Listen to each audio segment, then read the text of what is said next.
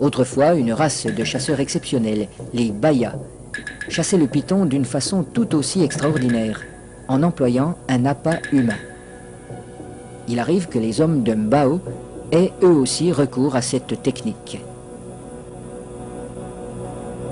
Naina, le chef pisteur, va introduire une jambe dans le terrier et la fera avaler volontairement par le python.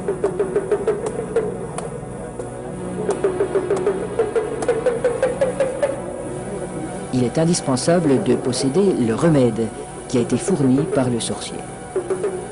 Cette mystérieuse préparation, à base d'herbes et de racines écrasées, n'a pas qu'un effet psychologique. Elle a le pouvoir d'attirer le serpent tout en protégeant la jambe du pisteur. Le remède agit encore comme un lubrifiant. En imprégnant un tissu qui entoure la jambe, il facilite sa pénétration dans la gueule du reptile.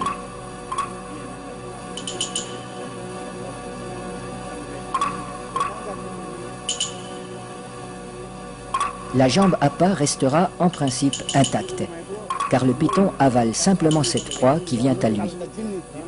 À peine sera-t-elle attaquée superficiellement par les sucs digestifs.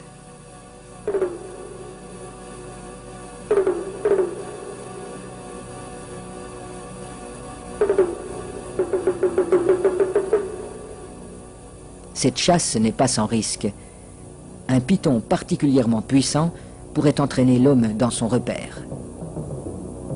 La jambe restée à l'extérieur limite ce danger, mais le pisteur court le risque d'être désarticulé.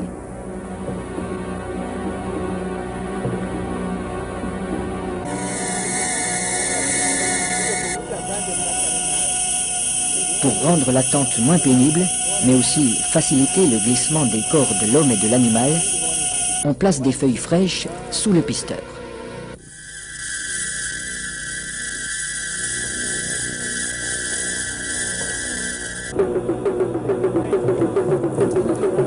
Sa jambe est déjà avalée au-delà du genou quand il commande qu'on le tire en arrière.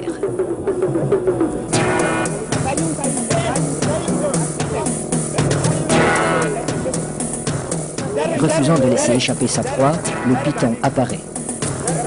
Les aides tirent de façon irrégulière. Il secoue le python pour l'empêcher de trouver un point d'appui. Le pisteur relève son pied à angle droit pour ferrer le serpent, à la manière d'un hameçon. L'animal se sent piégé, mais il ne peut plus lâcher la jambe. Le python est maintenu allongé. Il faut éviter qu'il ne s'enroule. Cette position lui enlève une grande part de sa force. Pour dégager sa jambe, Naina déchire la gueule du python au couteau.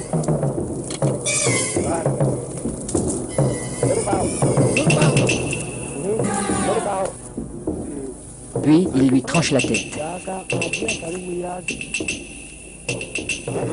Les autres pisteurs relâchent progressivement le serpent. Dans un premier temps, le corps décapité reste inerte. Puis apparaissent des ondulations nerveuses de plus en plus puissantes.